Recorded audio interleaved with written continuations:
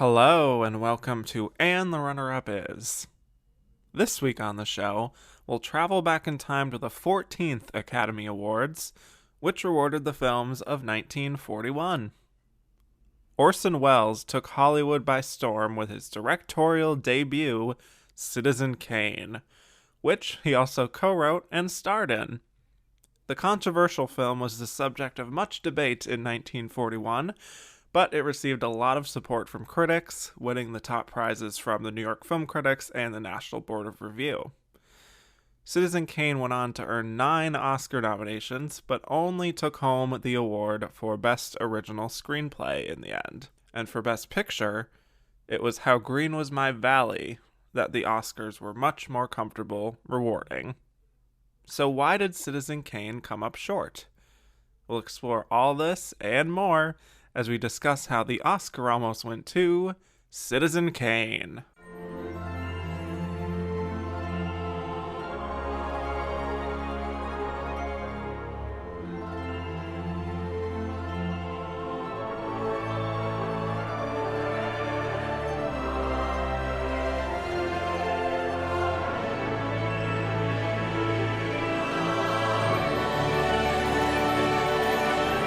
Hello and welcome back to And the Runner-Up Is. I am your host, Kevin Jacobson, and we're doing a very big one today, 1941, and we are talking about a little movie you might have heard of called Citizen Kane, one of the more notorious films to not win Best Picture that people look back on and say, how did that not win Best Picture? What is this movie? How Green Was My Valley? So we will get all into that, and I have a very special guest today.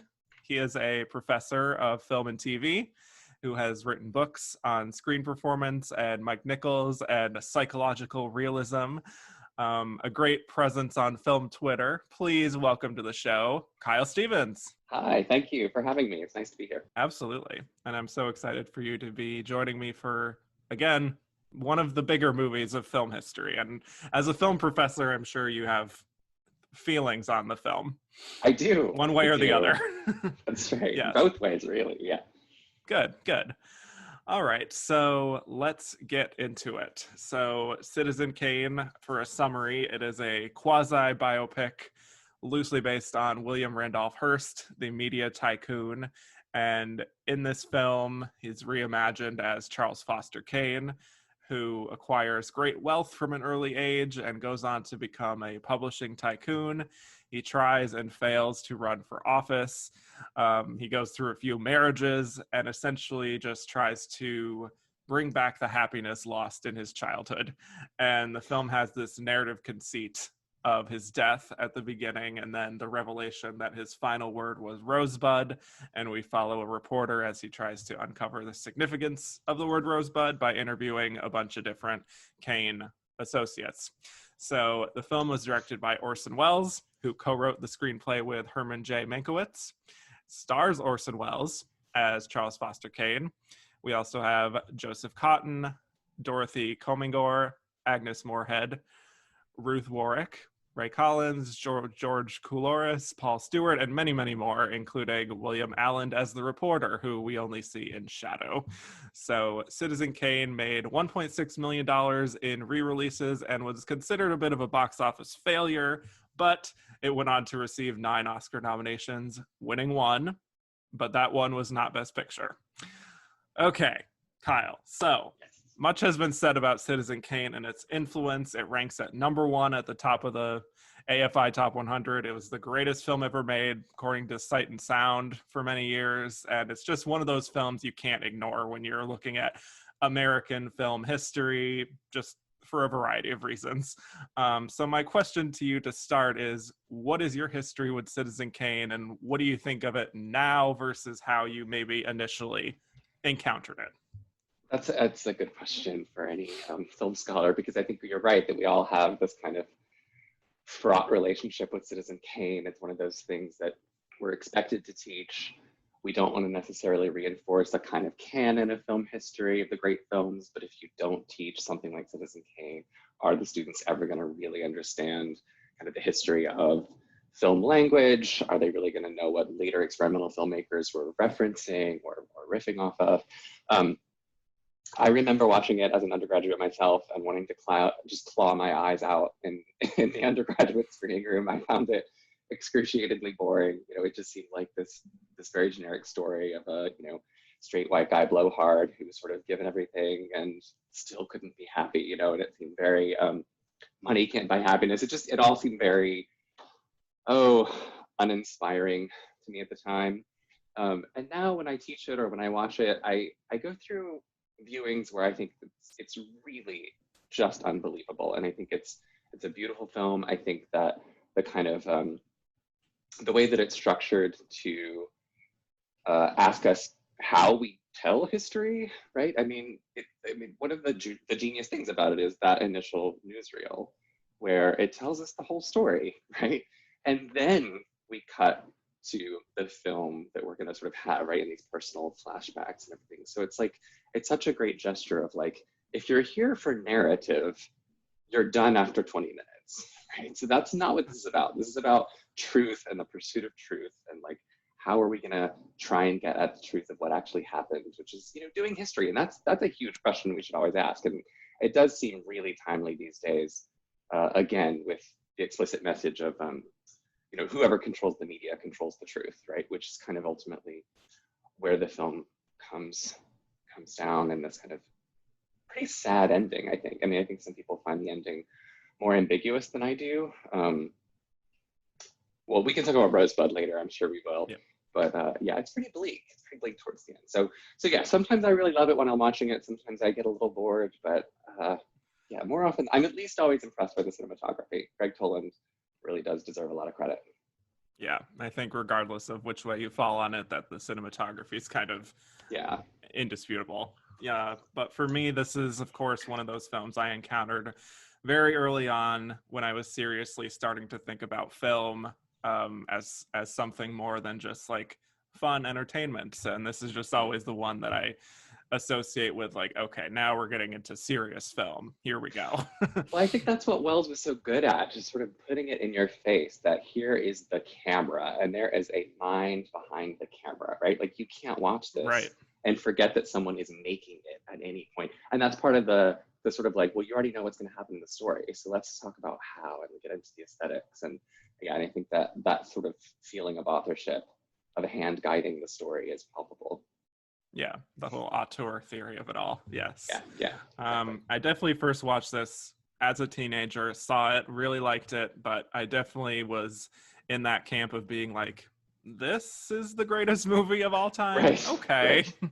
Yeah. You know, I remember seeing it another time when I was older and definitely appreciating it more, but still wasn't really the thing I would ever want to go back to until now. Like it has been a really long time since I had seen it again, just because it always felt like one of those films that's just like, it's always there, everyone knows it's great, and I don't feel like a particular ownership over the film as far as like being a fan of it and advocating for it, because everyone else has already, so why should I? But I have to say, watching it in this context, just viewing it alongside the other films of 1941, the Best Picture nominees, it's like night and day compared to how I was watching it at the time.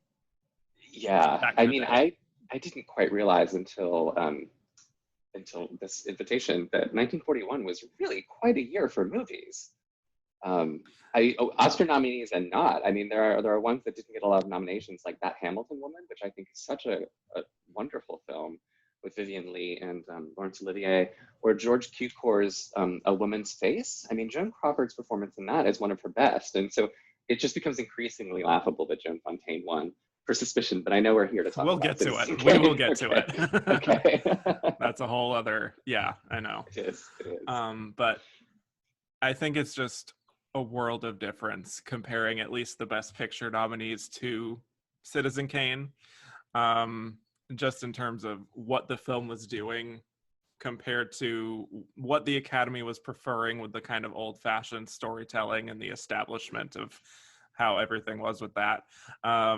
But for Citizen Kane, I mean, just all the cinematography tricks, the low angles, so unprecedented at the time. And we see from the very start in these establishing shots of just the mansion and how it's kind of in decay and it doesn't really hold your hand very much until we get to that great newsreel footage where, again, like you said, they kind of just explain the whole story right there. And then going into the multiple characters telling the story of their experience knowing Charles Foster Kane, and how everyone has a different view of him in a way, and how it's a bit unreliable. It's just a lot of layers right from the start that I appreciate. It is. It really is. And again, I think we're kind of talking about cinematography when we're talking about the stylistic differences between this and the other films. The moving through the windows, there's that sort of like big crane shot that kind of goes down into the club to interview Susan. Things like that, I think, really stand out. The low angles, as you said, stand out. But I still would want viewers to go watch Fritz Lang. People should rewatch M if you like Citizen Kane. And so many of those tricks were there. So while they're beautifully done here, and Wells is bringing them to Hollywood, it's not that they're totally unprecedented, I think, for the most part. Yeah. Ooh, and I should also plug The Little Foxes, William Wyler's Little Foxes. I mean, that's also quite a stylistic film. I mean, it may not, the lack of editing is still an editing choice, right? So those long takes in Little Foxes are exquisite. I think it's aged beautifully. It's interesting looking at the film and how it feels like, considering we have that newsreel footage where it tells us everything we need to know, really, it's kind of becomes like it's about the journey instead of the destination of how he got to this place. But then at the same time, it's also like it's having its cake and eating it too, because it's also about figuring out what Rosebud is. So it's like these two different modes of telling the story that I think drive the narrative forward. Yeah, that's a good point. One thing I'm always wondering about when I watch the film again is the use of the silhouette and the darkness for the newsreel scene. When all the journalists are speaking and you just can't see anyone's face. It's just this bright light. I would like to see that scene in a big theater. I've never seen that. It would be, I think, really interesting to sort of have a projector showing the light and then the screen sort of doing the light back at it. I don't know, but that's I feel like I can make sense of, I can do formalist readings of most of the choices in the film, but that one always kind of gives me pause, and I'm not quite unlocked the mysteries of that, I think.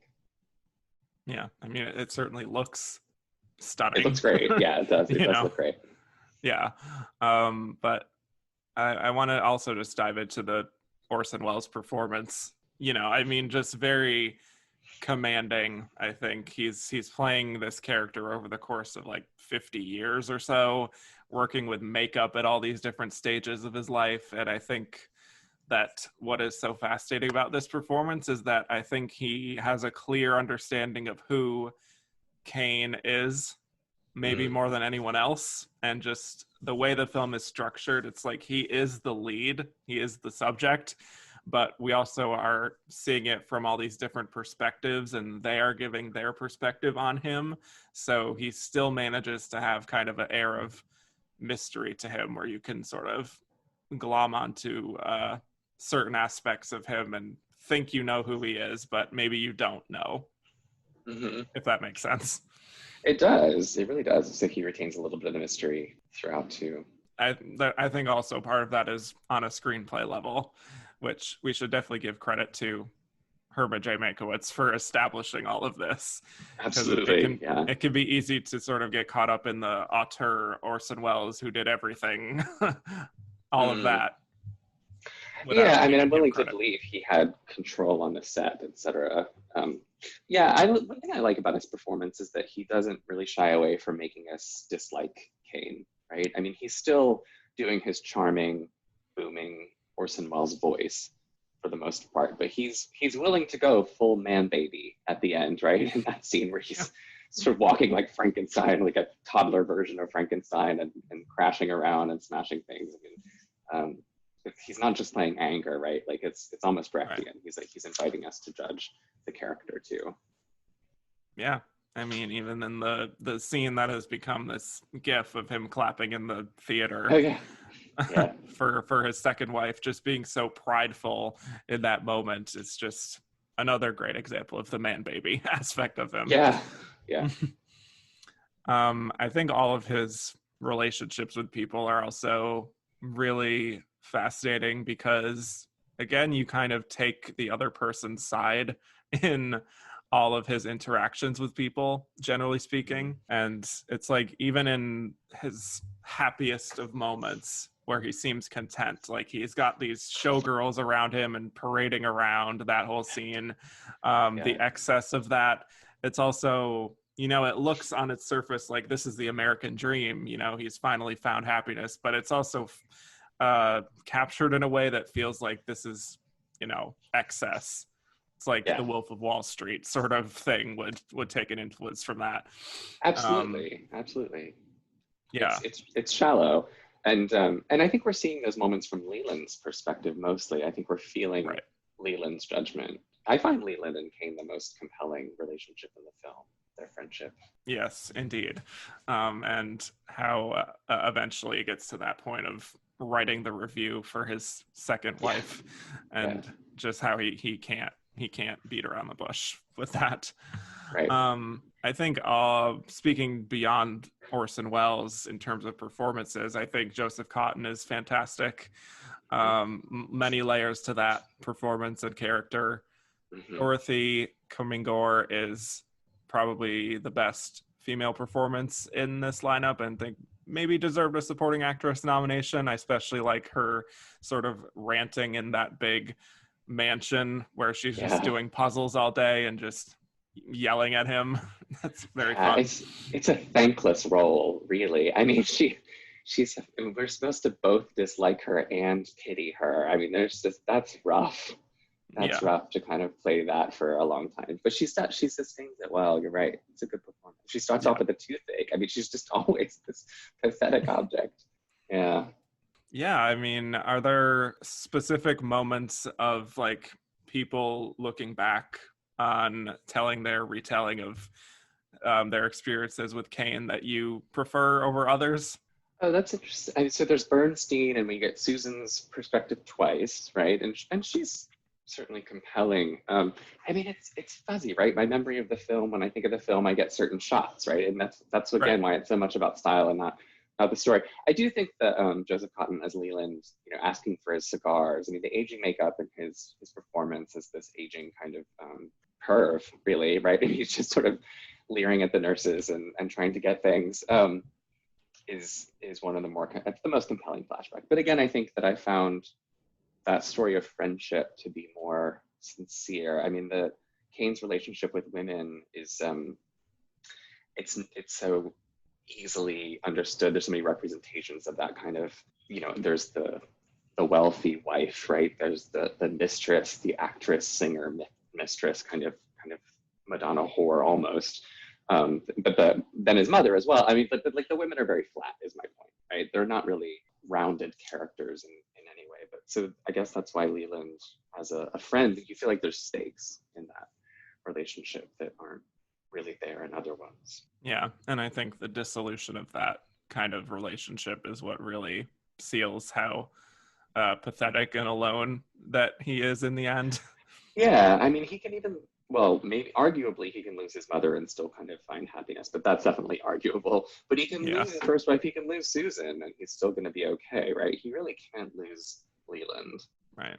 And then with the structure also of William Allen, you know, always being in shadow, do you like that choice? Well, I mean, I think that's kind of what I was saying before, that I don't know that I fully understand it, right? So there's this sort of the shadow figure trying to tell the history, to get into the truth of history. I suppose that keeping that faceless and not allowing us to kind of attach an image to that pursuer, I mean, I think it does two things. I think it does kind of underscore the depth of the subject matter, and how we will never get to the truth of history. We can never tell the truth of a person's life, right? No matter what we do, there's always going to be different versions, but also just time passes and things are gone. But also it makes sure that the camera is the only thing that we can really trust, right? So we don't ever really identify with the journalist. And that goes back to this auteur thing, right? There's a reason the Parisians decided Welles was great, right? Americans didn't really decide Welles was great. You've already covered how the box office for the film wasn't really good. As always, we need the Parisians to tell us what about our own culture is okay to respect. And that's why, right? It was like, this is the camera. The camera, it's a largely visual film, right? We're talking about cinematography a lot. There are a lot of things in microphones, and Wells is still the radio star. His voice is recognizable, and it's a good sonic film too. But I do think that keeping us away from the journalist that way, and not allowing us to identify with a face, does kind of make sure that we understand that the camera is the source of truth. Yes, and how also at the end, where after everything has gone away and he's done with his little investigation, how only we with the camera see what Rosebud actually is all about. Speaks to that. Yeah. Right. Maybe we should talk about Rosebud and the ending. So the party line among film scholars is that it's a really very disappointing ending. It was never intended to resolve anything or answer the questions in any kind of deep or robust way. That there's still all of this ambiguity to the film, and that's like sort of, most art films end in ambiguity. They don't provide the kind of closure we associate with pleasurable Hollywood films. I kind of still think it might be just about his mom in the end, and his childhood, and recovering that kind of love that was taken from him when he was given money. I really do sometimes think it is that simple, because this is sort of prior to the rise of pop Freudianism in the 50s. I mean, Freud is like, after Leopold and Loeb, I mean, people are interested in Freud and Freudian psychology, and certainly, I think it was Louis B. Mayer who tried to hire Freud to write a screenplay for Hollywood, because he said no one understood love better than Freud. So it's not that people weren't reading and discussing it, but it's still like, that's the peak moment of it before it kind of becomes cliche later on. So I kind of think sometimes that people read too much ambiguity into the end. I think it really might be about childhood love lost, and that it is that simple. Like, money can't buy the kind of love that you're going to spend your life compensating for, that you were denied. I don't know. Yeah. I don't know what you think. No, I actually kind of see it exactly that way also. I mean, I think ultimately what kind of cements this as something more than just a great influential film is that just how, I guess as cliche as it can be, how the American dream is kind of this fabrication ultimately. This whole idea of attaining wealth and making a name for yourself and having influence, getting married, none of that can truly make you happy at the end of the day, when you also have like this hole in your heart from childhood trauma. And and I don't know if the film puts that fine of a point on it, considering with 1941. I think it does sort of trust you to put all that together, this material wealth kind of means nothing in the end. And that I also just think this represents what happens to a lot of these kinds of business guys like Kane, just going all the way through, yes, to people like Trump, who are trying to just force people to love them, and then that just drives people to hate them. So like I said, it's a bit cliche, but the whole dark side of the American dream, how also we can never truly know a person at the same time. None of his closest associates really knew what Rosebud was, and no one ever will. Only we will. Our omniscient eyes will know. There's a really kind of thug quality to Kane, right? He will just do whatever it takes to succeed. And I mean, he's a grifter. I mean, you mentioned Trump, and it's putting me in mind of that. And Hollywood has a history of encouraging us to root for a kind of gangster figure until they achieve a certain degree of success, and then we want to see them fail so that we can feel good about our own failures and the fact that we haven't achieved that much money. I mean, Hollywood likes to encourage ambition and the American dream at the same time as telling us it's okay that you haven't achieved it. Don't worry. Keep in your place, audience. Right, it's all part of that system. I mean, there's also I'm just thinking again on that, along those lines, where the moment where they're showing up the two newspaper headline possibilities. Yes, yeah. With the politics, with the election race that he's in, where if Kane is winning, it's like, yay, Kane won. But if he didn't win, it's like voter fraud. I know. I mean, this is what I mean. It's so timely now. We're heading to that. I mean, Yes. those are the headlines this week with About 80 years later. Yeah. testing the mail-in ballots. Yeah, it's a timely film right now for sure. Yeah. It also does kind of touch on the whole yellow journalism aspect of things in ways that I don't know if we had seen that much up to that point. I'm not quite sure on that. No, I'm not either. Yeah. I mean, because it's partly, one thing we have to raise is that it was really made during the war.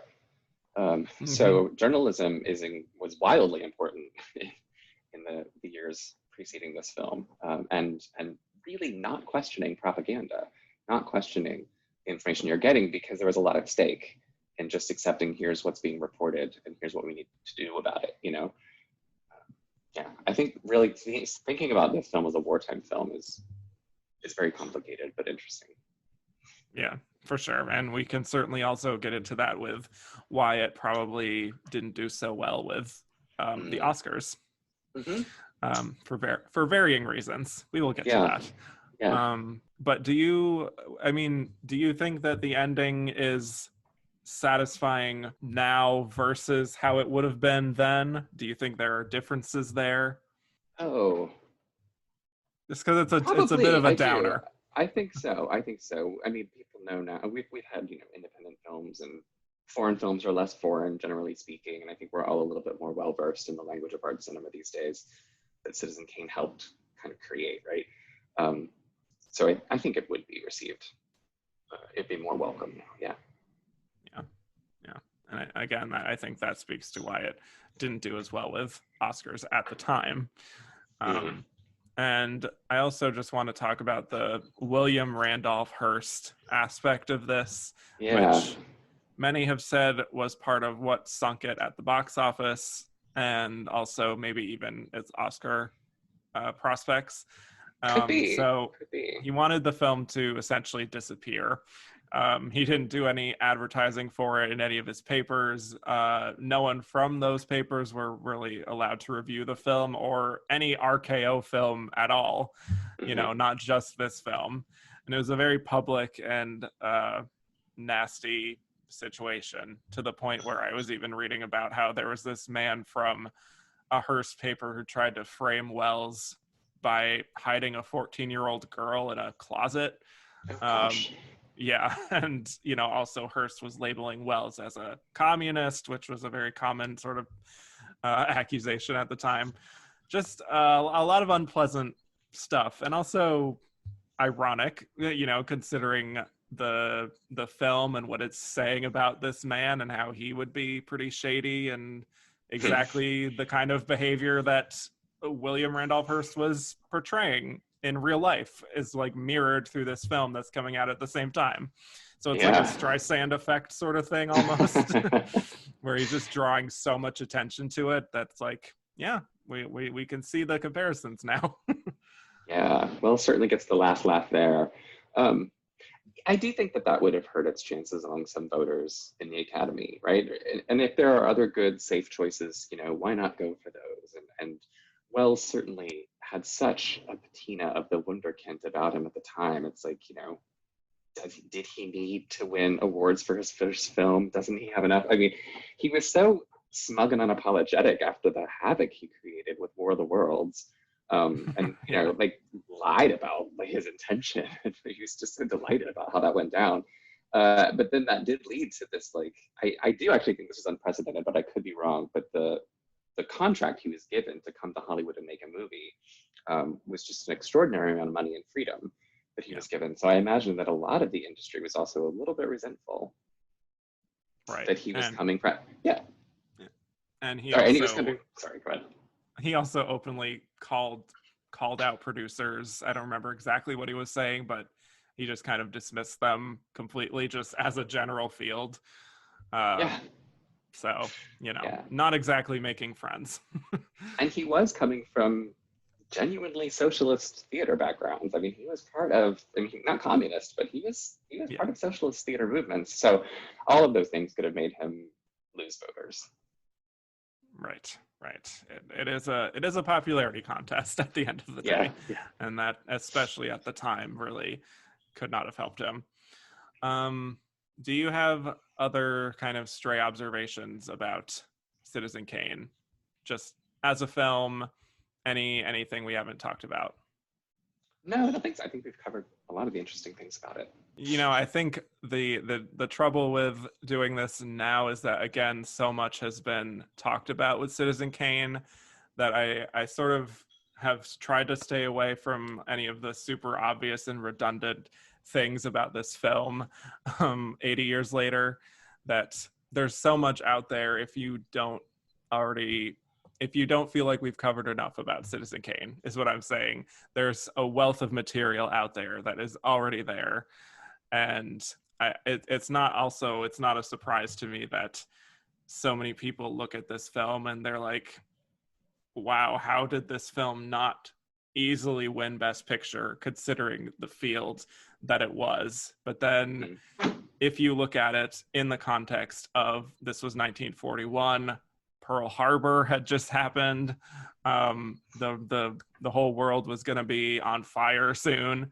I think there's a lot of factors, plus Welles being kind of a asshole. All of those factors probably did add up at the end of the day to why it would only walk away with a screenplay award. So, yeah. I mean, put it like that, it's almost shocking that it was nominated at all. Right. I mean, it was nominated for 9 Academy Awards, which you could be like, oh, but it didn't receive the most, but also it's received a lot considering everything it had stacked against it. Yeah. And the narrative structure really is complicated. I mean, just telling, there's a prologue, the newsreel, and then just a series of flashbacks, and then that little rosebud coda. I mean, it's really quite inventive. Yeah, absolutely. And the Oscars don't always go for inventive, as we know. No, they don't. The Little Foxes was the most nominated. Is that right? No. I believe that was Sergeant York was the most nominated. Okay. But Little Foxes also received 9. So. Okay. Well, it should have been the most nominated. Well, I guess we already know which film of this lineup you prefer and for the next segment. But yeah, so that is Citizen Kane. Again, a lot has been said about it. A lot will continue to be said about it. You don't need any defending from either of us. Watch it and make your own calls on it. I honestly totally respect people who just watch it and they're like, this is fine. I don't understand what the fuss is. And I also just respect people who are like, this is the greatest movie all time. So. And again, I would say that you could watch it 5 years apart and have both of those experiences. So I would encourage people to rewatch it too. Yep. So when we come back, we will be talking about why Citizen Kane lost Best Picture to How Green Was My Valley. Charles Foster Kane is... Sure, he started the war. But do you think if it hadn't been for Mr. Kane, the United States would have the Panama Canal? Charles Foster Kane is nothing more or less than a communist. Kane, governor. Listen, when the voters of this state and Mrs. Kane learn what I found out about Mr. Kane and a certain little blondie named Susan Alexander, he couldn't be elected dog catcher. I'm going to skin Mr. Charles Foster Kane alive. I'm going to marry him next week at the White House. Emily, I hear you've been stepping out with Charlie Kane. Of course I love him. I gave him $60 million. Well, of course I love him. He's the richest man in America. But all the girls say about him at first. But you know, I can't help but admire him. He's crazy. He's wonderful. Ladies and gentlemen, I don't know what you'll think about Mr. Kane. I can't imagine. You see, I play the part myself. Well, Kane is a hero and a scoundrel, a no-account and a swell guy, a great lover, a great American citizen, and a dirty dog.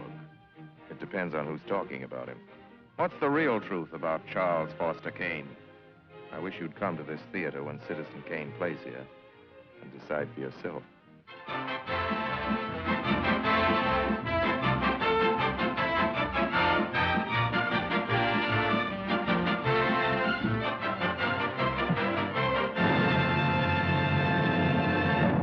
And we're back. So now we will be talking about why Citizen Kane lost Best Picture to How Green Was My Valley. Citizen Kane was nominated for 9 Academy Awards, including Best Picture, Best Director for Orson Welles, Best Actor for Orson Welles, Best Original Screenplay, Best Art Direction, Best Cinematography, Best Film Editing, Best Scoring of a Dramatic Picture, and Best Sound Recording.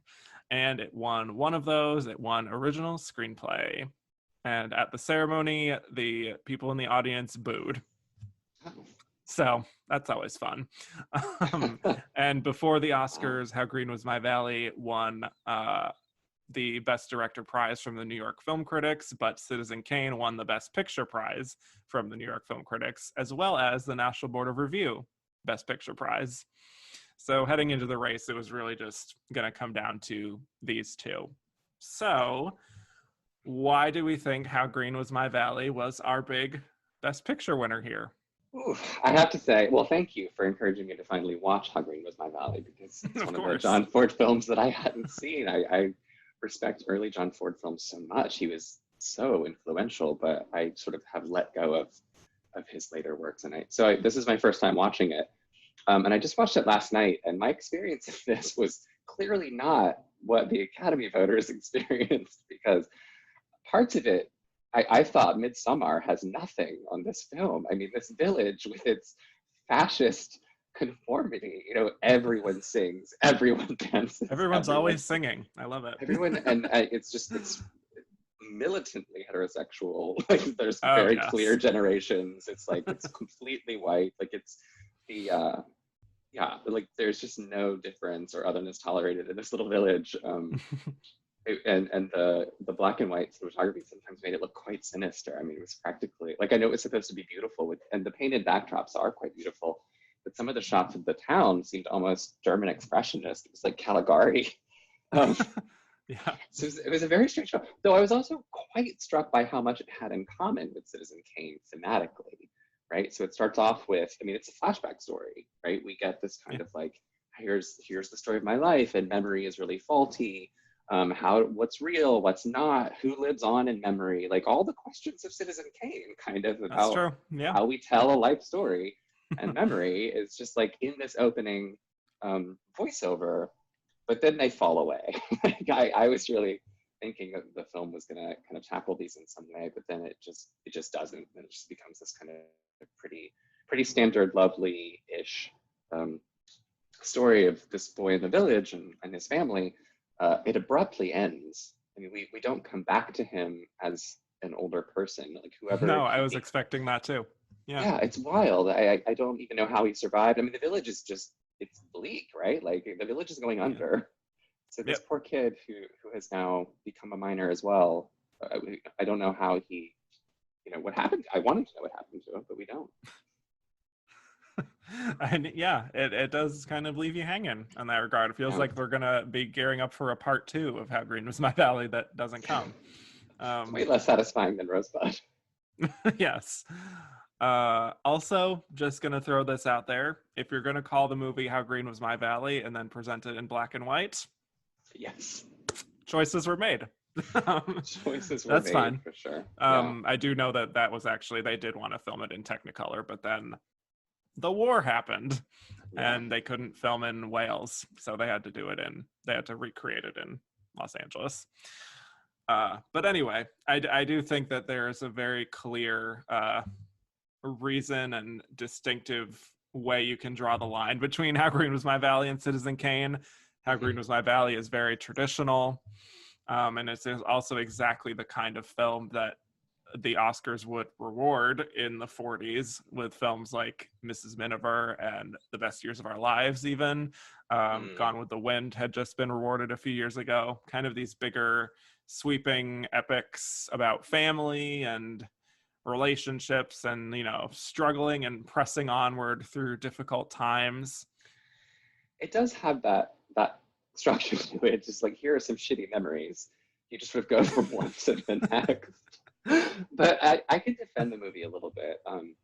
Formally, it is, I think, quite beautiful, and some of the the choices that were made. You know, having a character yell out and then cutting to a series of open spaces, which is something that really only worked with sound film. Again, Fritz Lang did it. It's not totally new, but it was really well done here. I mean, there are sort of scenes and techniques that we still see today that John Ford did sort of really practice in Hollywood and sort of make so standard and part of our vocabulary.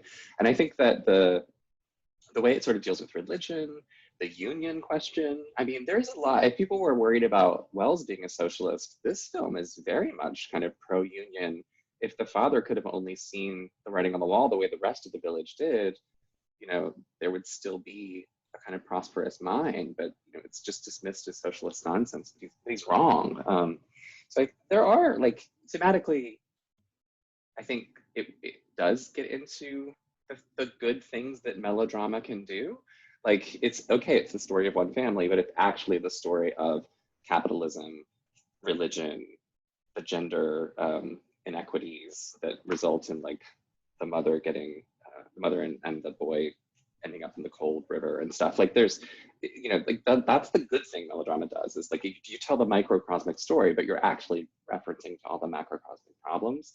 So I think it's a really good melodrama. I mean, when you're comparing it to Citizen Kane, I think it starts to fall short. But if we tried to look at it on its own, like, yes, I thought parts of it were quite creepy when Bronwyn comes to marry the eldest son, and the father takes the prepubescent boy out. He's like, this isn't for you yet. And all four older sons line up in front of her, and then it just cuts to black. I mean, there's no way to read that other than this was just like a family rape scene of some sort, or to like induct this woman into the family. It was horrifying. Clearly that's not how it was received at the time, I think, but I don't know. But it was very visual. You know, audiences love that. So, I mean, it's a beautiful film, I think, in a lot of ways. I've said a lot of negative things, but now I'm going to start defending it just a little bit. Because there were, I mean, even the shots in the mine, the lighting's really beautiful. Oh, yeah. Yeah. And speaking to what you were saying with the class divisions kind of, and the capitalism, socialism aspect, I mean, from what I've read, that was actually toned down from what the original book was all about, which was much more defined about that compared to what the film was, which again sort of does dismiss it sort of early on, and then sort of, I think it's the strongest towards the beginning and the middle, that aspect of things, and then it kind of dissipates to become more about this family and these relationships, which I suppose is to be expected, but still, I think How Green Was My Valley is a good movie. And I think it's one of those things that happens quite a bit, where a movie wins Best Picture over a very obvious film that, quote unquote, should have won.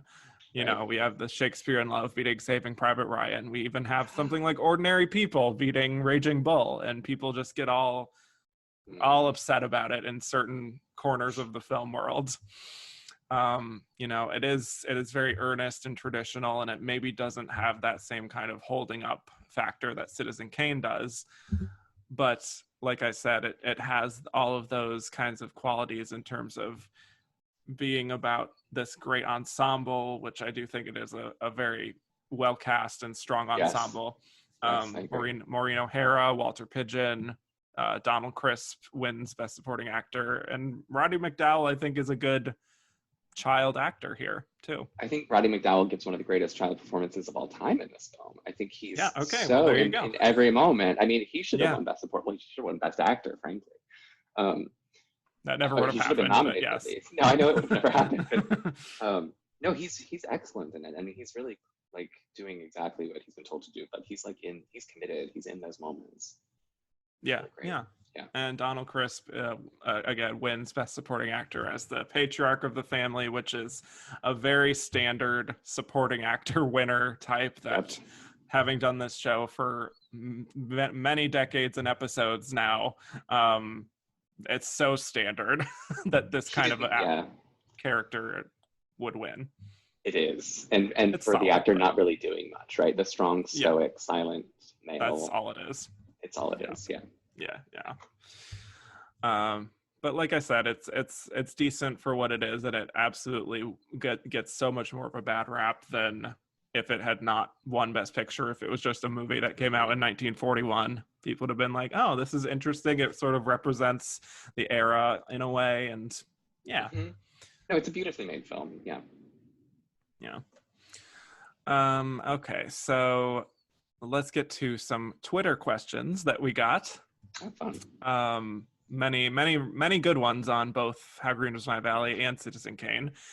This is from Matthew Lucas, who said, how big of an effect do you think that Pearl Harbor bombing had on voting? Would the darker Kane have had a better shot had America not just entered World War II 2 months before the ceremony? Well, I'm still struggling to see Kane as darker than How Green Was My Valley, because the family and the village don't have a bright future at the end of How Green Was My Valley. I mean, you're right that it's a very earnest, straightforward and straightforward melodrama with a lot of heartwarming moments. I mean, the mother in particular gives us a lot of heartwarming moments, but it's pretty dark. Yeah, I think it's pretty dark. I think it's just packaged in a way that is more palatable. Right. So it's formally less experimental, but I don't know that darkness is the thing that made voters not vote for it. Right. Right. Right. Yeah. So I think that the question is something. So how did Pearl Harbor make people want the kind of storytelling they already knew? Right. How did Pearl Harbor make people want to feel comfortable at the movies rather than challenged? Because I mean, Citizen Kane, like, you know exactly who to blame. Kane's a monster. It doesn't. I don't think it leaves you feeling really very dark in the way. I mean, I think How Green Was My Valley is pretty depressing. They're both a little, on the downer end compared to even some of the other Best Picture nominees that maybe even could have fit that bill more. Yeah. As a traditional kind of, oh, this is nice, leave you, walking out of the theater feeling distracted and right. inspired and patriotic. Here, right. Yeah.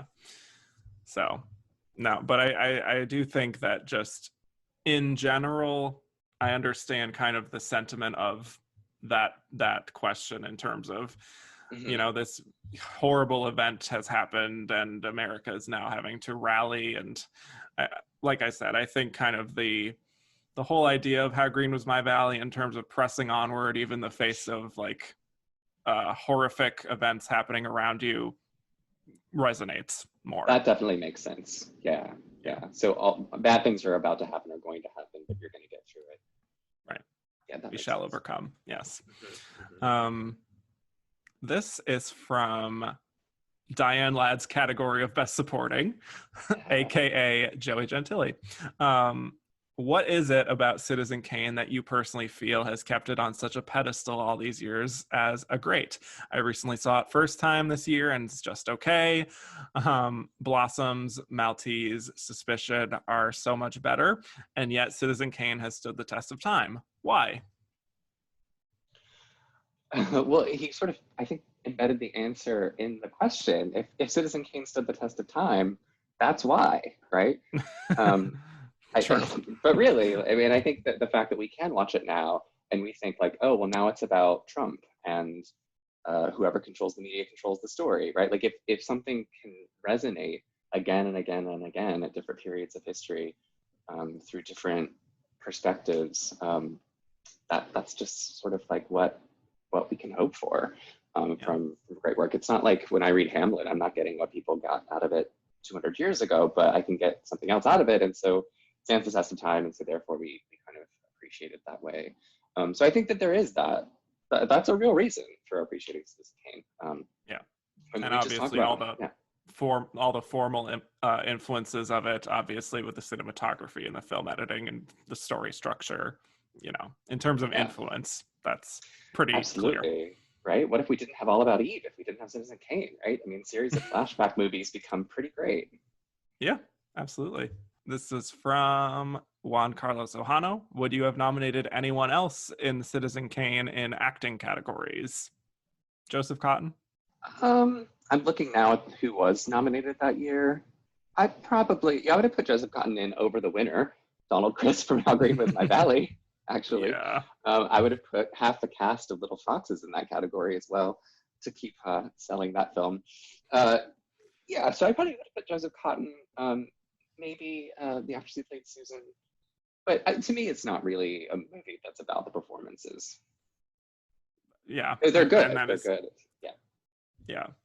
Well, this actually speaks to the next question, which was from Kevin Clowder. Why didn't any of the performances from Citizen Kane's supporting cast, such as Joseph Cotton, Dorothy Comingore, or Agnes Moorehead, get any awards love? Would you have nominated any of them? Again, Joseph Cotton, and also I do think Dorothy Comingore is worthy enough for a nomination. Maybe not a win, but she does a lot with, again, like you were saying, a bit of a thankless character. So that's true, but I'm looking at the 5 that were nominated. They're pretty strong. They are all good. Yeah, I won't lie. That's the tough lineup to crack. But it is. That's pretty. I don't good. even know who I would take out actually. So no. So I can't take any of them out. Yeah, I think even though I would say she's deserving, I wouldn't have nominated her because these 5 women are all pretty great. Yeah, but like you were kind of indicating there, I think just the commanding performance of Orson Welles and just the film structure being what it was did make it that it was hard for any other performance to really have that standout aspect. No, Agnes Moorehead doesn't have enough to do. I mean, No. This isn't even like an 8-minute Judi Dench Shakespeare in Love thing that she could pull off a coup. No. Ian Blacklock said, would you consider How Green Was My Valley one of those Best Picture winners that doesn't deserve the hate that it gets due to what it beat? Yes, absolutely. Yeah, totally. Like we were saying. Totally. Yeah. See previous comments for why. Steve K said, just between the two films, compare the categories both Citizen Kane and How Green Was My Valley was in, regardless of who won in that category, and decide which movie deserves which category. I think that's one way to really see both films as equals without biases to either film. Okay. Well, sure. Let's do a quick little experiment here. Okay. Let's go from the craft categories. We have film editing, which is where actually Sergeant York won, but Citizen Kane and How Green Was My Valley were nominated there. Which would we have rewarded in that case? I'll give it to Kane on that one. I think so. Yeah, I would agree. Cinematography, black and white, How Green Was My Valley won over Citizen Kane. What do we think? I have to give it to Kane again, but really the cinematography of How Green Was My Valley was very good. Very, very good. It's hard to ignore the innovations of Greg Toland for Citizen Kane, but it is. But I mean, watching How Green Was My Valley, I think it's honestly the biggest selling point is just how breathtaking the shots are. Mm-hmm. So, yeah. And then art direction, which is at the time was called art direction, interior direction. How Green Was My Valley also won over Citizen Kane. What do we think? I might give it to How Green Was My Valley, actually. It's pretty close. I mean, we love the mise en scène mirrors and such, but when I think of the nightclub the mansion is great, but there was a lot more kind of work to do with the interiors of the coal mine and that Welsh home, the low ceilings. I mean, you sort of never get low ceilings on Hollywood. I'm giving it to John Ford for that one, or for How Green Was My Valley.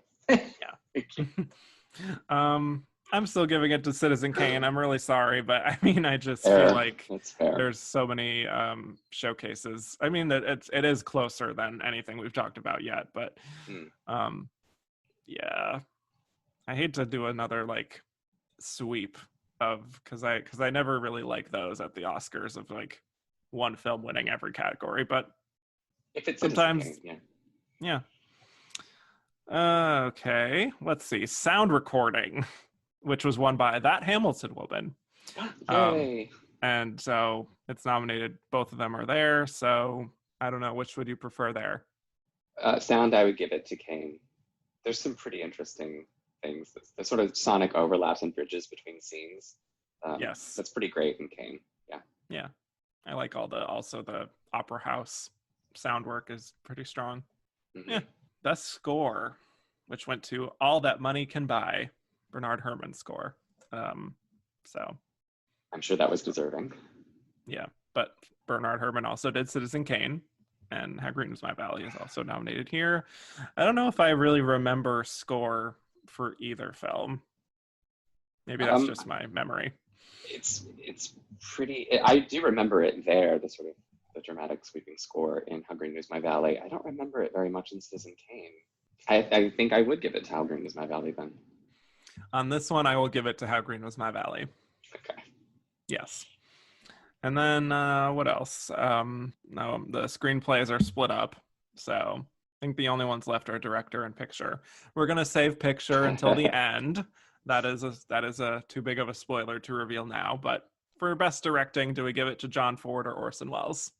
We give it to Orson Welles. Orson Welles, I think, would deserve that directing win. Even if we split it up, I think is clearly the directorial vision there is unmatched. So yes, there you go. That's our little experiment. Let's see. So okay, we're pretty much done with questions. Some of these other ones are too redundant. So let's move on to other Best Picture nominees of this year. We have 8 more, so plenty to talk about. Right. I want to just first talk about the film that actually got the most nominations of any film that year, even more than How Green Was My Valley or Citizen Kane, which is Sergeant York. So I think this is one that I did a little bit consider as an alternative runner-up to Citizen Kane for How Green Was My Valley. It received 11 nominations. It wins Best Actor for Gary Cooper. It also wins Film Editing, which I think is a strong combo between the two of them. And this is really another one of those films that just fits so perfectly in the time period that it was made. It's about this Christian man who comes from these humble beginnings, and he goes on to be a war hero in World War I. Most of the film is about him sort of balancing his belief system versus war, God or country. And he does, of course, end up justifying it. Yes. For me, this is just not one of those films that resonates, personally speaking. Gary Cooper, I've mentioned on this show before as someone who really is hit or miss. And this kind of quiet American archetype that I feel like that's such a classic Gary Cooper mode of the silent, strong type.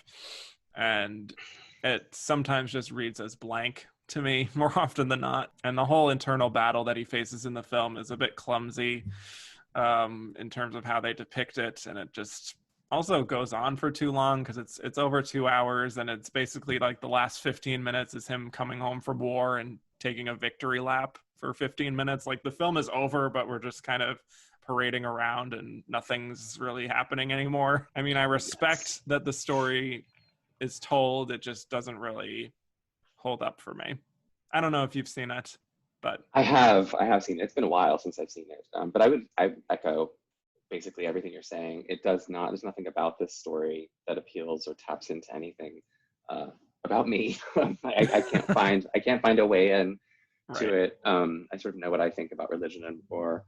But I also want to underscore the Gary Cooper thing. Not just him being hit or miss, because he's so likable and I think he's giving good performances, but he's one of those people that for me, and in this a performance like this in particular, as you're saying, it's so kind of iconically Cooper. The blankness, the way that the kind of like not expressing emotion becomes defined as masculinity in our culture. Like, I think Gary Cooper is like one of the most insidious forces that we've had in culture for kind of like, because it's all binaristic, right? So then emotion becomes really feminine, the province of women, and like that, and it's just like every time he is supposed to be emotional, he covers his face with his hat. I mean, he does it in this film, he does it in Morocco. Like, I really have such a problem with what he did for kind of instantiating, most critics would say subtlety, but I think I'm with you in saying blankness. Yeah. As this kind of like, criterion of value in men's performances. I think it's just so harmful. I'm just going to isolate that clip of you talking about Gary Cooper being insidious. This insidious force in American history. I'm sorry, I really believe it. Yeah. I can't argue with that. Yeah, the strong silent type. Yeah. And I don't think it's just Gary Cooper. I mean, there's other but like examples he's too. such a good example of it. He really is. Yeah. Yeah, I wish I had more to add about this film that did so well with It's the biggest box nominations and office of the year, wins. right? Yeah, it was. It was a major hit. It was Yeah, also, highest. from what I understand, another one of these films from the 40s that really kind of fabricated a lot about the truth of how he grew up and so much. So Yeah. that always is a little unsettling. But Matthew Lucas asked us, everyone usually assumes Citizen Kane was the runner-up due to the reputation it's built over the years, but given that it only won Best Screenplay, how likely is it that the timelier Sergeant York was actually in second? Did voters have something against Welles? I think we've kind of covered the way that Yeah. maybe his socialist background or his, like, you know, arriving to Hollywood with all the fanfare could have put voters off. I think because of Sergeant York being the highest grossing film of the year, because of wartime, I think it probably was second, to be honest. I mean, I'm not really a scholar of Academy history in that way, but I think it would I wouldn't be surprised at all if it was second. And if I had to bet, I think it probably was. Yeah. And like I said, it was a bit of a toss-up for me to decide which would be the likelier runner-up. Ultimately, I'll just say here the reason I went with Citizen Kane is because, number one, it's, again, always kind of been that film that has been like, how did it lose Best Picture to this film? Which is kind of built in the conceit of this whole show. And also, I just think, considering how much success it had with critics awards, like it won Best Picture for what we would consider at that time to be precursor awards. You know, we didn't have Golden Globes or SAG Awards or Critics' Choice even. It was just a few of these institutions were hailing it as Best Picture material. And it still received 9 nominations, which indicates that there was a lot of passion for it overall, even in spite of all of that negativity in the press. And I would honestly argue that part of that did actually spur people to actually support it more. Just artists in the community of a certain variety probably wanted to push it more. That makes sense. It makes total sense. I actually also think that Little Foxes would have pulled voters away from Kane. That's true. Because these are the two sort of stylish films, and so... And Maltese Falcon kind of too. That's true. Mm-hmm. Less polished, so I don't know if it was actually really in the running, but yeah. This is from Mark Lamb, who said, Cooper was a lock to win for many reasons. Huge hit, war hero story, quote unquote, his time. But was Cary Grant the runner-up? Grant famously never won, and Cooper would win again, so too bad. That is too bad. Yeah, I guess, I mean, looking at the Best Actor lineup, I kind of have a lot of doubt that they would want to pick Orson Welles for actor, at least. I agree with that. I'm not sure. There's that weird thing that in Academy years past, people could win kind of for having a good year, right? The kind of like Grace Kelly phenomenon. So if we think that way, I think Grant probably was number 2, right? Because he's coming off of like Philadelphia Story and His Girl Friday being pretty big hits the year before. In 1941, he's in Suspicion 2, which is nominated for Best Picture and wins Joan Fontaine hers. So I think that kind of groundswell of that's true that he's at his peak would probably put him in number 2.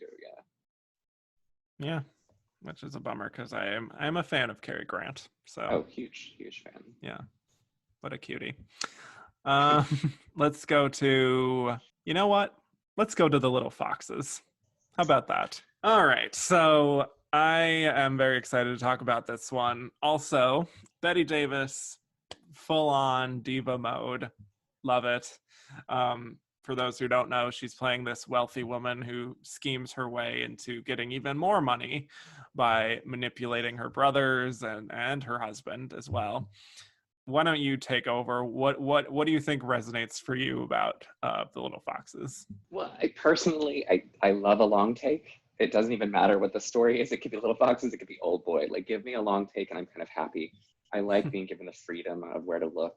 It excites me. I don't know what that says about me. I love a long take, and William Wyler's long takes in this film are incredible and so effective. I mean, I don't want to spoil anything for anyone, but it's an 80-year-old film, so I'm going to go ahead and say it. Like, if you've not seen Bette Davis sit in front of her husband's medication while he dies on the stairs behind her, you have not lived. It is truly one of the great moments in Hollywood. No, I think it's a brilliant screenplay. And I think that, when a lot of people complain about, oh, well, female characters never had agency in Hollywood, and, we never had like interesting female characters, like, this will shut them up. Like, this is a smart, fascinating woman, in control. She is the matriarch to end matriarchs in a way. I mean, I think it's like a fun version of Tennessee Williams. Patricia Collins is heartbreaking as the alcoholic sister of her husband, and I think I won't give more away. I just think it's a smart story. I think it's really well told. I think the performances are great. I think it gets that kind of theatricality right. It still manages to be cinematic without being so afraid of being theatrical. I think it's a great movie. I think it's also held up really well. I agree. I think it's just kind of intoxicating for me. Yeah, I mean, it's Bette Davis. She's so good in it. She's honestly just so good. One of her best performances. It is one of her best performances. It just feels like, but there's also so much information going on in the foreground, in the middle ground, in the background, and the way it's shot, and all of the blocking is so well thought out throughout. I just couldn't get over just watching all the little information throughout each shot. Also, as a fan of Dangerous Liaisons, it's hard for me. It's hard for me to not see the influence of this film, particularly just in some of the extended looks that Bette Davis gives. They feel so much like what Glenn Close would give in like the final act of that film, and they kind of also end on the same general feeling of like, you've got everything you wanted, but at what cost? It's very Kane. It's a very Kane ending as well. She's just, and also she sort of ages herself up for the role, which was unusual back then. She had the kind of career that all actresses would envy, I think, at the time. It is one of the great performances. It's also one of the great roles, right? And it earns 9 Oscar nominations, but does not win a single one of them. Such a shame. Which I believe set a record at the time of being totally shut out with the most nominations, but that would ultimately be broken by things like The Color Purple and The Turning Point. But still, interesting the fact that it got all those nominations, but not quite enough for the win. Maybe it's kind of the splitting of that kind of a film vote of like Citizen Kane and a little bit Maltese Falcon too. I think so. Yeah. Something a little darker and edgier, and hard to say what made it not win worthy in any of these categories, especially actress. Considering walked away with it. What we got. Let's see. Let's get to the other Best Director nominee. Might as well while we're on the subject to do Here Comes Mr. Jordan. Okay. I have been talking about this property a few times now in the form of Heaven Can Wait, which was a Best Picture nominee in 1943, and it was a nominee in 1978, the one with Warren Beatty. So this film... Elaine May co-wrote. Yes, thank you.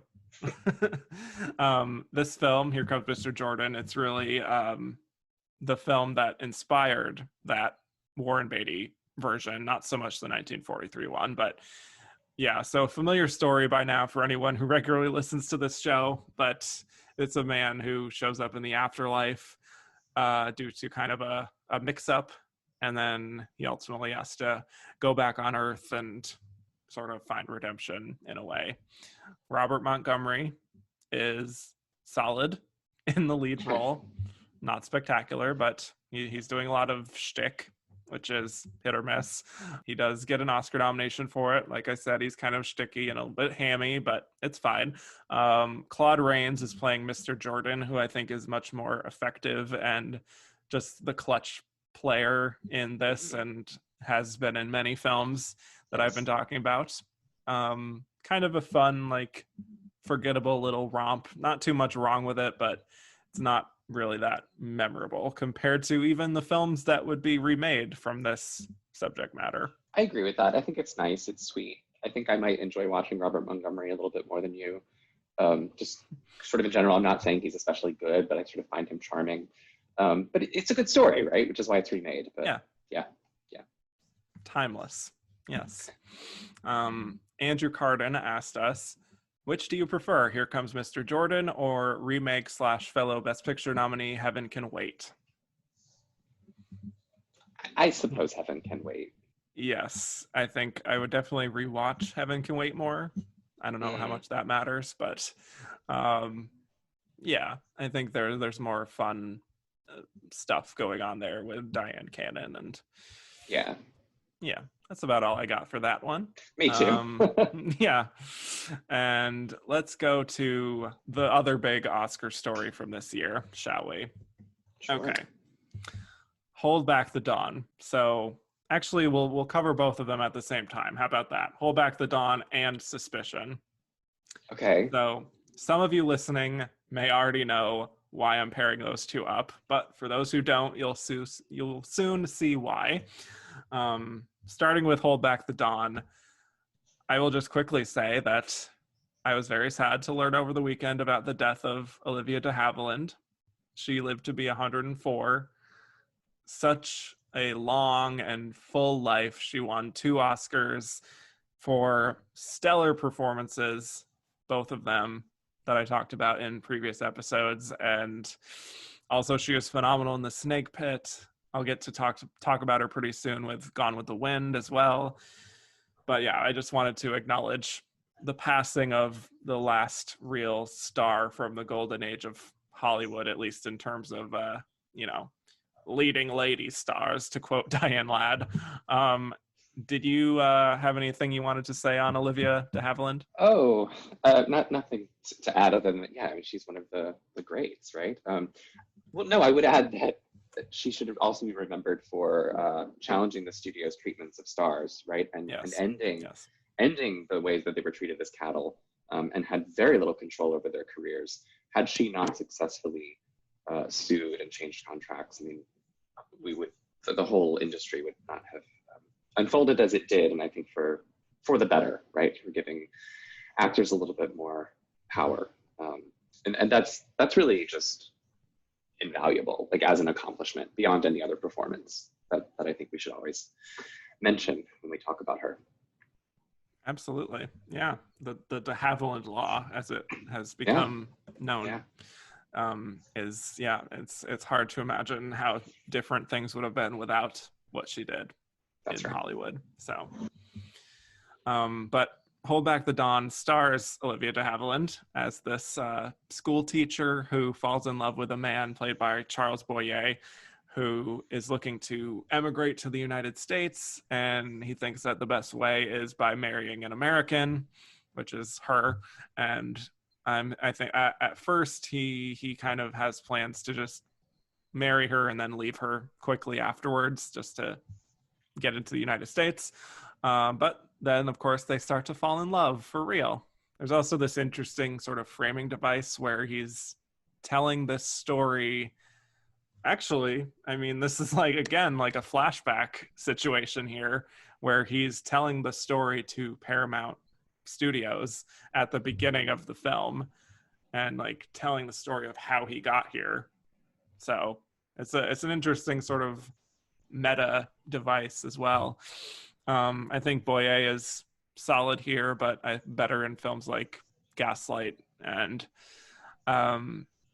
Olivia de Havilland is very sweet and kind of luminous, not quite the sort of commanding force that we would see her be in some of the films from the later 40s, but solid film overall. Again, not spectacular, but I think she's she's very good as always. I've actually not seen the film, so I can't add anything.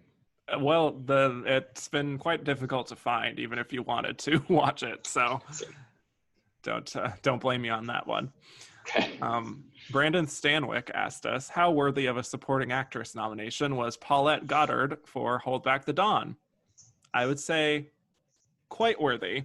Again, it's a tough lineup to crack, but she kind of plays like a fun confidant of Charles Boyer, who is like constantly scamming men, marrying them and doing away with them and just living life to the fullest. Ironically, it is sort of a classic sort of supporting actress character type that you would think would get in, but again, it's a tough lineup. So worthy, but again, tough to really justify who I would take out, sadly. But let's get to Suspicion. Okay. So Alfred Hitchcock film, which is the year after Rebecca won Best Picture, so lots of afterglow there. We have Joan Fontaine here as a rich woman who is manipulated into marrying Cary Grant, who is kind of like this grifter who's looking to not really work and wants to leech off of her family's money. What do you think of Suspicion? I'm a huge Hitchcock fan. Really, I think of him as a feminist filmmaker as well. I mean, I think all of his movies, like Suspicion, are really about sort of how women's beauty makes them a target for assault and exploitation, even though they're supposed to be beautiful, like they do the thing. And it becomes a horrible mixture of fear and economic anxiety, right? Class always comes into it. And so I really do love his films, and Suspicion is one of the weaker ones for me. In general, some of the most obvious and kind of really perverse visual metaphors happen in that film with purses. And I like some of the shots, like when people always fall in love near cliffs in Hitchcock films, which I think is kind of fun. Like it's like there's like a threat of like falling in love, but actually falling to your death. So it has a lot of the Hitchcock things that I like, but it doesn't really work all that well for me as a film. Partly, I think, because Joan Fontaine just isn't really very good. Was I supposed to lay it out? Did I lay it out too simply? Wow. Okay. No, she's fine. I mean, well, that's the thing. I mean, Hitchcock is not a performer's director, right? And I think she liked to be Hedren or a lot of the Janet Leigh even. They don't get in the way of the story. Hitchcock wanted actors to not get in the way of the story, to not take away from his hand in the storytelling, and he wants that sort of like, is this realistic? Is this artificial? Like, we can tell that this is not Mount Rushmore, right? But we're not supposed to think it is, right? Like, he wants that. He's never going for realism. So I do understand why Joan Fontaine succeeds within the film in that way. But in terms of like winning an Oscar for acting, I can't get behind that. Yeah. Well, yeah, definitely minor Hitchcock for me as well. Joan Fontaine winning, I don't particularly understand because it's such a bland character and she's just nowhere near someone like what Ingrid Bergman would do in Gaslight, to bring it back to Gaslight, in a similar kind of a role of her kind of constantly doubting her own motives or her husband's motives. I love Cary Grant, but his performance here is a little tiring overall. Like, it's just he's putting in a lot of work. I think that I don't know how much it works, but I also the ending character. The ending is an interesting one where they sort of resolve to just ignore what he put her through and just kind of live happily ever after and pretend like none of this traumatic stuff didn't just happen, is again a choice that didn't really sit well with me. But regarding the ending, I mean, the studios made Hitchcock reshoot it, and he wanted to leave us with this kind of bleak feeling about the institution of marriage, as he usually does. So he shot it in such a cheap way, right? And you can tell that these are not actually Joan Fontaine and Cary Grant in the car anymore, right? So we're left with like the veneer of a happy ending, but also we're just really unsettled because this visual like does not seem right. So I don't hate the ending so much, but it's interesting to put Joan Fontaine and Gary Cooper together because we've just both said they're so blank. maybe there's like something, historically these like audiences really wanted blank performances back then. I don't know. Yeah, it's just we talked about this actually last time with 1942, how these kinds of Betty Davis kind of commanding villainous kinds of roles just weren't really winning Oscars Right. in the 40s, at least. It seemed like, it certainly has become more friendlier to those kinds of performances now, but at the time it was just a lot of people who were like dignified and kind of regular people who were just living their lives and trying to make their way. Like that was, for some reason, what the Oscars really gravitated towards with lead performances, at least. So I don't know. It's just a pattern. Yeah. But let's talk about the Olivia de Havilland and Joan Fontaine factor here. They are sisters. They were sisters. They famously had a sibling rivalry dating all the way back to when they were kids. I guess from what I understand, Olivia wanted to be an actress first, but then, the mother really favored her and told Joan to change her name to not sort of mix things up, which is how she landed on Fontaine. So they're both nominated this year, and Joan wins. Olivia sort of extends some congratulations to her, but Joan doesn't really acknowledge her back and just sort of brushes her off. Although I did read that Joan claimed that she was just in a state of shock with winning, that she just couldn't like function properly. But their feud would sort of continue all throughout their lives, even to the point of Olivia not even inviting Joan to their mother's memorial service, reportedly. So it was pretty deep because I guess they had disagreements over whether their mother could have surgery. So it's a lot. It's a lot.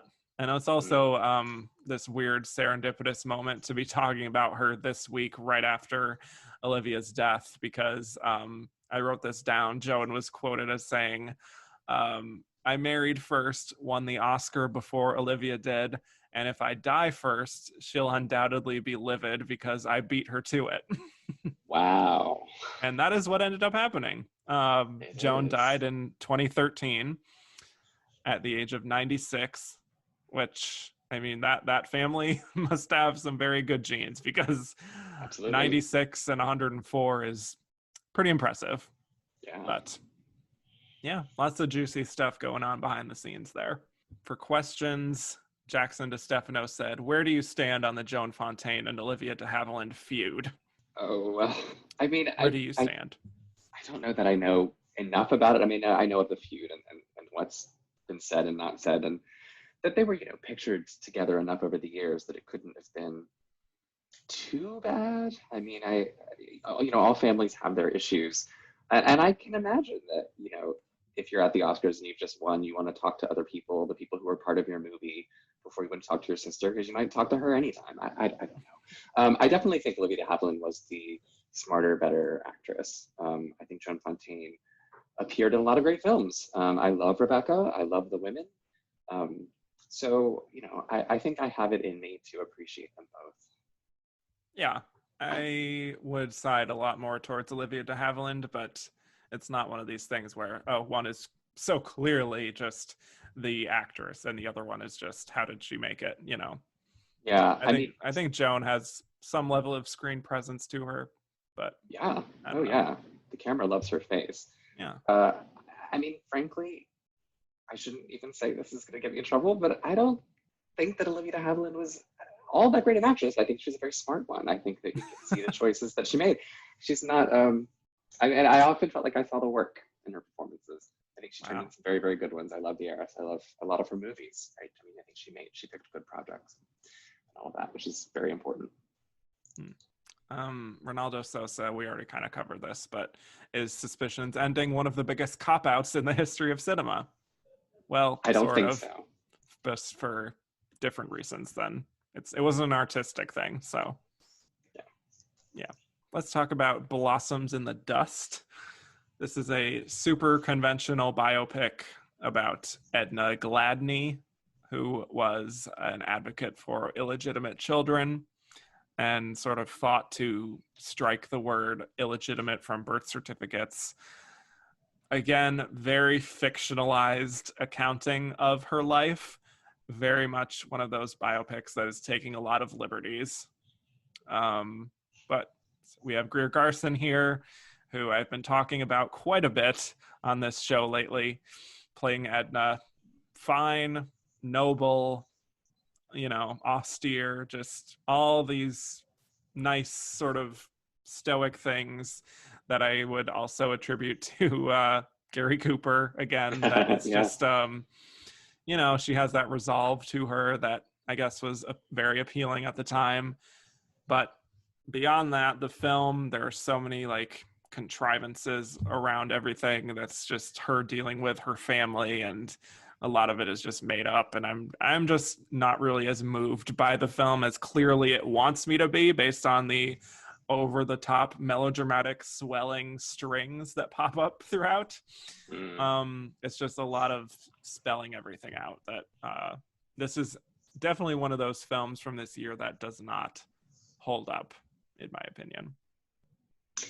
Sadly, it's another one that I've not seen, so I can't really comment on it. And you don't need to. No, I've heard that about it, so I've never really sought it Unless out. you're a big Greer Garson head. No. Yeah. Stiff upper lip only goes so far. Exactly.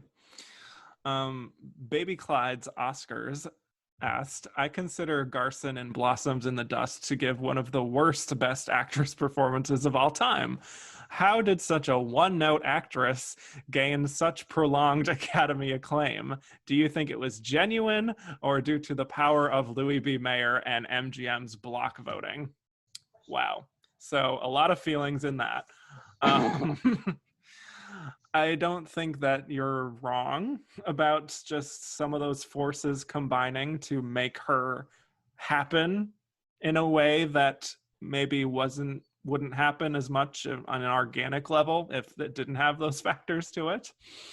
But again, she just was in the right place at the right time in terms of what the Academy liked, because I believe she was nominated like 5 years in a row for Best Actress. So this was just when they like you, they really like you. Like we just like this type of woman and this type of character you portray. I think there is something to that. I mean, I think she was really seen as like the classy dame, right? She was, I mean, a lot of women's magazines at the time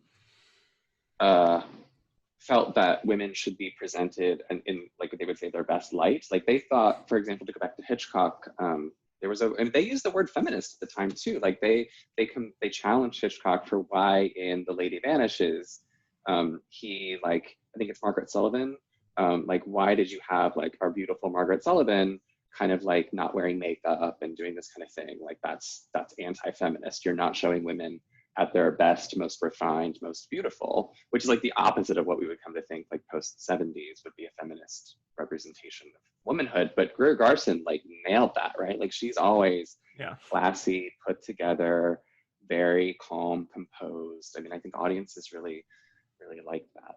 Totally. Again, it's another one of those films that I wouldn't really recommend now. I think it's for me, it's just like this lineup kind of divides in half as far as films that continue to hold up and have certain elements where you can find your way into them, and the other half is just you can sort of chalk up to what the Academy was liking at the time as a trend that just do not hold up whatsoever. But let's talk about one that perhaps does hold up in many people's estimation, which is The Maltese Falcon. So definitely one of the most well-known and beloved films of this lineup. Very much enduring film noir with Humphrey Bogart. Doing what he does best, I think, playing that kind of quick, fast-talking, kind of masculine private eye that would become a bit of a stereotype in the decades to come with this genre. And I think the film really captures the motivation that drives people in life, just how this falcon kind of represents that idealized thing where it's like, if I had this one thing, my whole life would change and I would be richer and happier and out of my horrible situation. But how it really just becomes this embodiment of greed and corruption and all these more evil things. Really well done film noir. I think it does hold up. Obviously influential. I also love Peter Lorre, criminally underrated, and Mary Astor, who is having a good year. She also wins supporting actress for The Great Lie. Mary Astor is very good here as the femme fatale. She is sort of the original femme fatale. Yeah. I echo again what you're saying. Maltese Falcon is brilliant. And if you put it up next to Citizen Kane, I think it's a more powerful representation of the dangers of ambition and how soul-crushing ambition can be, as you're saying, right? I mean, the Maltese Falcon for me is a more powerful figure than Rosebud. As like the thing that you're pursuing. I mean, I know it's the narrative pursuing, but like if Kane is just trying to amass sculptures and objects in order to compensate like that sort of, it's the same kind of like story about overwhelming ambition, kind of ruining someone's life, or just being overly attached to the object of desire, right? But it's so much like, it's pared down in this almost parable fashion in the Maltese Falcon, which is so powerful and much more nihilist than the ending of Citizen Kane, which I think people give that shot of Rosebud credit for. But, you know, without spoiling the story of Maltese Falcon, I think Maltese Falcon kind of does that better. Yeah, I agree. And also just on a performance level, I think is much more friendlier to those actors than Citizen Kane, where looking at it, I don't know if it gets any nominations for acting. So yeah, I would call that a bit of an oversight. Especially for Humphrey Bogart, I think is pretty phenomenal. For director too, I think it's an oversight. Particularly, and did it get screenplay? I'm not sure. Yeah, it did. Well, it was at least nominated. It only gets 3 nominations. If anyone's not seen the Maltese Falcon, I definitely recommend that. I mean, it's because it's just fun, if nothing else, as well. I mean, it's truly fun. Yeah. Just seeing everyone bounce off each other, I think it feels authentic in a way that doesn't always. So highly, highly, highly recommend it. We got a few questions about Maltese Falcon. This is from Mark Lamb, who said, from today's perspective, shouldn't Bogart have been nominated for Best Actor? Do you think he came close? I don't know if he came close, but I would say absolutely he should have. But I imagine that sort of story being adapted from kind of pulp novels was maybe not seen as the kind of prestige picture of something like Sergeant York, right? Yeah. Not as classy. Yeah. Right. Yeah, you're probably right. But he would be well taken care of in the years to come. So yeah, his time would come with the Oscars. Maybe not winning for his best, but that's fine. Usually it doesn't work out that way. Ronnie Castle said, if Walter Houston was put supporting for Devil and Daniel Webster, would Humphrey Bogart take his place? Possibly. Again, it's hard to tell. I think there was a lot of commanding actors in the Best Actor race, but yeah, that is hard. I feel like Laurence Olivier for that Hamilton woman may have been in there somewhere. And who is it in Ball of Fire with Barbara Stanwyck? But since she was not, it's Gary Cooper. Gary Cooper. So there he would have been. Of course. That performance I like more. I don't know. I don't know who would have been really next in line. That's kind of tough. But Henry Fonda for Lady Eve could have been in the mix as well. Yeah. Especially he was just coming off of Grapes of Wrath. Yeah, and Lady Eve got a nomination somewhere in there. Yeah. It was on the radar. All right. So the other Best Picture nominee is One Foot in Heaven. So this was pretty difficult to find. Another one of those films that is just not available to stream on any of the typical streaming services. But I did get my hands on it. And all things considered, I think it's cute. It's fine. It's about this minister who goes around from community to community and has all these little adventures in each of those places and is kind of like going to battle with a few of the local members of one church over the direction of how to preach and all of that. Ultimately, there's not a lot of conflict here that is really driving the film. It's just kind of little slice of life adventures along the way of preaching across America. It's hardly memorable for me, but oddly enough, this is one of those films that only got nominated for Best Picture and nothing else. So, yeah. It is Quite odd. honestly, Again, go ahead. oh no, I was going to say again, it's one that I haven't seen because I don't really find things. If it's not streaming or on DVD, then I sort of don't have access to it. But Yeah. keep going. Yeah. I sort of struggled to see where else I would put it for categories, so it sort of makes sense. But it's always interesting seeing a film that is well liked enough to be in a top 10 of Best Picture, but somehow none of the individual elements are worth singling out. Like, not even a performance, not a screenplay, not a single technical craft to it. It's just, we like this film as a whole, and that's it. Mm-hmm. I don't know. Again, it's sort of it's sad because I talked about another film, The Pied Piper from 1942, recently, that has also just been lost in most official streaming capacities and even DVD. And it's like, I want them to be preserved, but at the same time, it's like, they're fine. It's not like a huge injustice that they aren't really that easy to find at the end of the day. But just from a historical perspective, it would be nice to have every Best Picture nominee preserved for history. But anyway, It would. Yeah, I'm sure you haven't seen it. Yeah. No, I've not.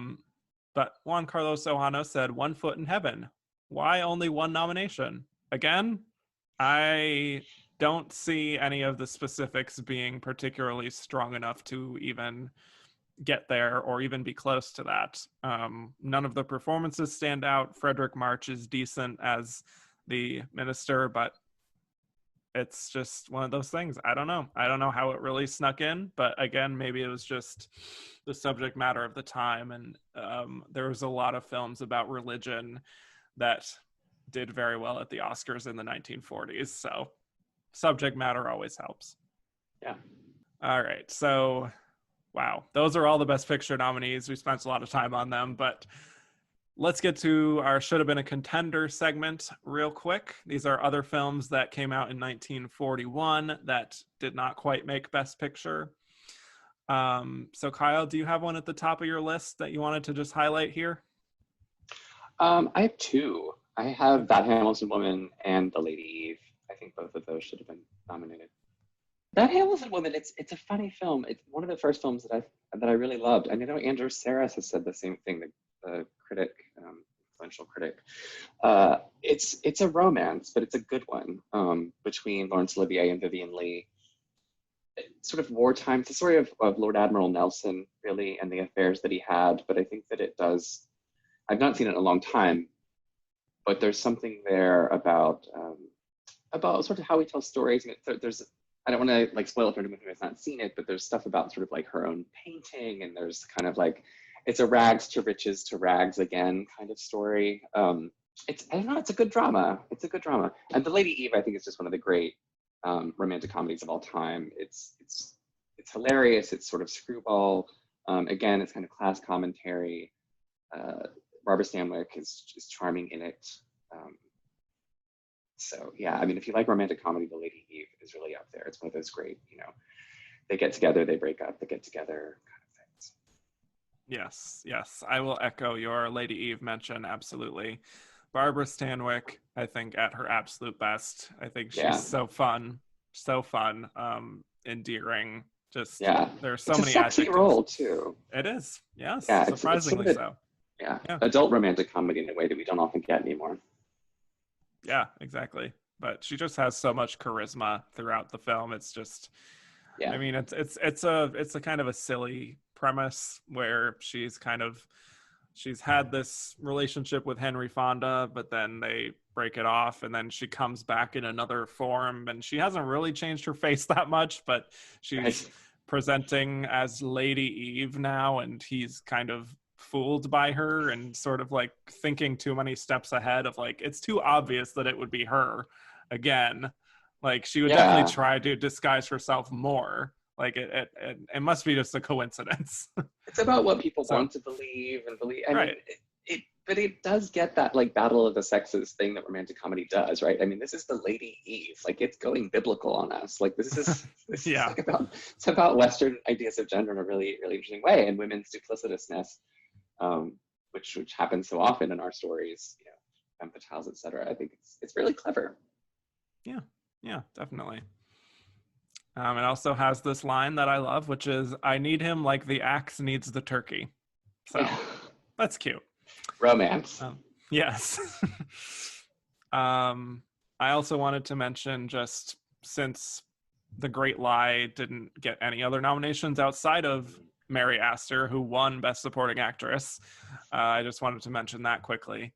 Talking with Dave Karger in the last episode, he mentioned how he loves these random little one-off supporting wins where they are just like the sole representative for their film, but they still win an acting race, and how rare that is. Here we are with Mary Astor and The Great Lie. This is a very, very soapy movie about a love triangle. Bette Davis is here as one of them, and George Brent being the other in this triangle. So Mary Astor and George Brent are married, and then it turns out that their marriage was kind of a fraud because Mary Astor hadn't properly gotten a divorce beforehand. So he goes off to marry Bette Davis, and then he goes off and then is presumed killed in an accident. But it turns out Mary Astor is pregnant, and then Bette Davis wants to raise Mary Astor's baby. So it's very fun and twisty and silly.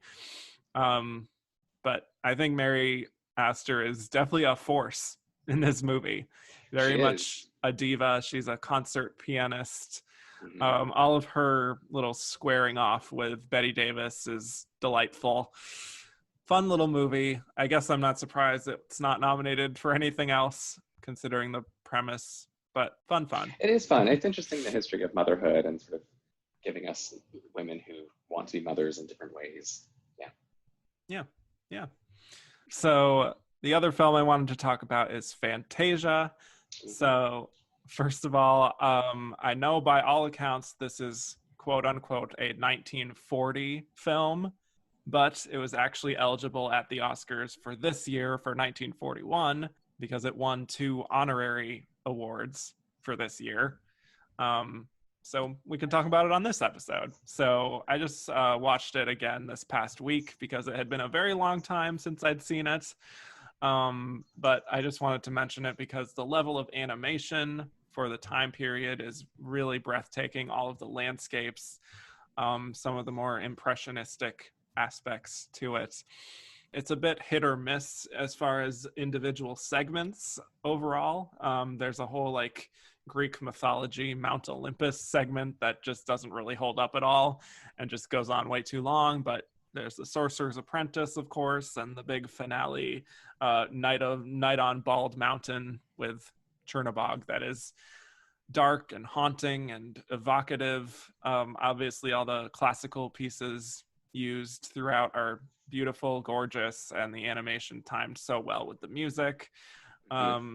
I look and I see, I'm not sure like which categories I would have slotted it into that it didn't get into. Maybe something like sound design or, but. Well, Best Picture over some of the ones we've discussed, frankly. Sure, I would take that. Yeah, even if like I said, some of it is hit or miss as far as the segments, but overall, I really respect the vision that Disney had for this film, even though it was a financial failure. I didn't realize it was eligible for this year. I mean, it's well, I don't know. I mean, we can start the history of surround sound with Fantasia. I think they called it Fantasia. It was like just 2 theaters, like in New York, and then one in LA. And I think they installed 54 speakers around the auditorium to try and create surround sound. I think it was like a scaled back version that went on tour. But that's for that alone, it's important. Totally. Yeah. So that's about all I wanted to highlight as my top films. I don't know if we had any other miscellaneous questions, but yeah. Joe Gouveia asked, why did Mary Astor get nominated and win for The Great Lie instead of Best Picture nominee The Maltese Falcon? I don't know about category confusion with her because she's sort of the female lead of The Maltese Falcon. I would say it's a pretty clearly supporting role, but you might be right. I mean, she is in quite a bit of it. Yeah, I just by think that industry standards, I think they would sort of like do that sort of thing. I still think that The Great Lie would have been the more Oscar-worthy prestige. Like, A, it's a drama, which the Oscars always prefer. B, it's like this kind of known director. You've got Betty Davis in it. Like John Huston, I think it's his first film as a director, right? And it's still like, this is an adaptation of a pulp detective novel, right? Again, this is like not respectable source material at the time. Like, yes, we think noir is like the best genre of Hollywood now, and it is, but that's not, I don't think, what was seen at the very beginning. Yes. Have you seen Ball of Fire? I have. Not that, I mean, I saw it many times growing up, and I've seen it recently too. Well, this question from Mark Lamb, which film do you think should have gotten Stanwyck the nomination, Ball of Fire or The Lady Eve? She's very good in both. I think The Lady Eve is the better performance. It gives her more to do, not just the accent, but the craftiness. Like it's a more demanding role than Ball of Fire, where she's just this undercover bawdy dame who has to like win over a group of salacious old men. Like that's pretty easy to do, right? All she's doing is kind of be pretty and dance around. She's good. She does more of the role than that, but I just think Lady Eve is more complicated. Agreed. Totally. That's about it. So did you have any other lasting thoughts on 1941 as a film year overall? The only other thing I would say, other than that, I've really enjoyed learning more about 1941, is if anyone's interested to look at the Oscar nominees for Best Song that year, because it is stacked. It's like The Last Time I Saw Paris, Jerome Kern, Baby Mine from Dumbo, Boogie Woogie Bugle Boy, Chattanooga Choo Choo. I mean, it's just like, it's a great list. All There's the Cole bangers. Porter in there, Frank Lesser, all the bangers, right? Like when do you see Jerome Kern up against Gene Autry, Frank Lesser, Cole Porter, Johnny Mercer? Like that's a fun category. It's a good group as well. Yeah, it is. I can't say that I wouldn't in my heart want Baby Mine to win, because that's a lovely song from Dumbo. It's a lovely song. Yeah, so that's 1941, and when we come back we will be delivering our verdict as to whether we think How Green Was My Valley deserved Best Picture, or if Citizen Kane perhaps deserved it more. The suspense. Walter Pidgeon has his most distinguished role as Mr. Griffith, the minister who sacrifices his great love for Maureen O'Hara as Anne Howard, the Welsh girl whose beauty sets songs swelling in men's throats. Anna Lee as the lovely and lovable Bronwyn.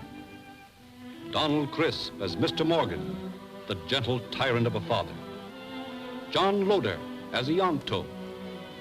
Sarah Allgood as Mrs. Morgan. Barry Fitzgerald as Sifartha. Patrick Knowles as Ivor. The world-famed Welsh singers. And the brilliant new young star, Master Roddy McDowell, whose inspired performance as Hugh will endear him to everyone. They knew the surging ecstasy of breathtaking love, and together they lifted their voices in heart-swelling song.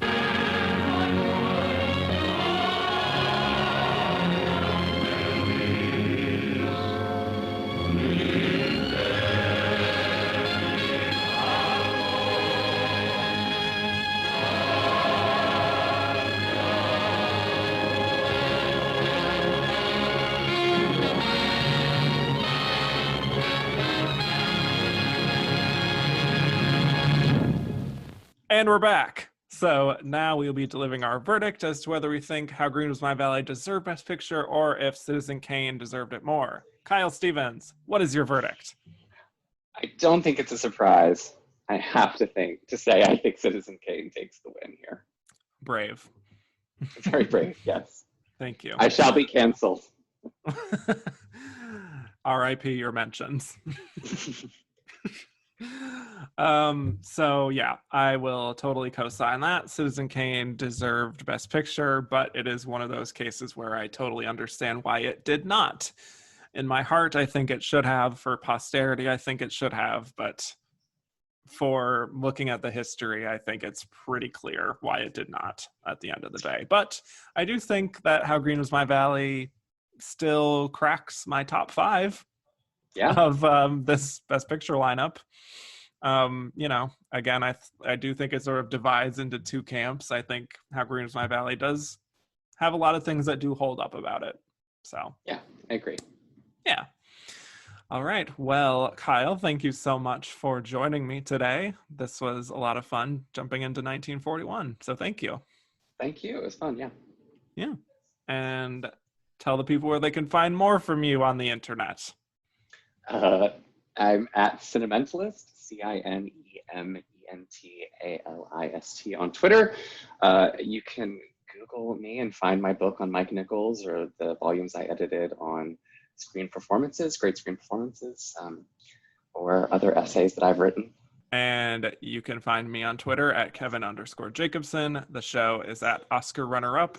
Rate, review, subscribe on all podcast platforms if you haven't already. And if you like this and you want to hear even more Oscar nonsense, go to patreon.com/andtherunnerup for lots of lovely little bonus episodes. So once again, thank you, Kyle. Thank you. And I will bid you all adieu.